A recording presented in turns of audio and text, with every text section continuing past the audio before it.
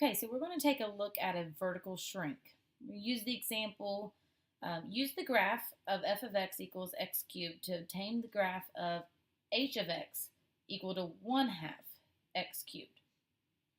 So one of the things that we look at is the number right here, this 1/2. So I know that I am taking and going from x cubed to 1/2 x cubed. So really what I'm doing in this new equation is taking 1/2 and multiplying it to my original.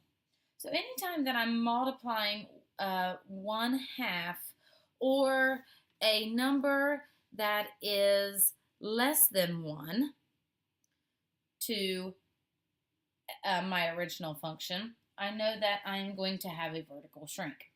So let's start off by looking at what x cubed looks like. So I've taken my graphing calculator and I have typed in x cubed and came up with this, this picture. So what I can do is I can identify 3 different points. Let's say 0, 0 here, 2, 8, which would be here, and let's go -2, -8, which would be here. So if I take those 3 points, we said -2, -8, 0, 0, and +2, +8, then we can take that 1/2 and multiply it to each y value, and that would supposedly give me my new graph. So let's try it. So if I take 1/2 and just multiply it to the y's, what would I get? I would have -2 and then multiply -8 by 1/2, and that would give me -4. Same thing on this one, which nothing changes. And then when I do it to the point 2, 8, I'm going to get 2, +4. So these should be my new points. So let's check it. Let's see if it works.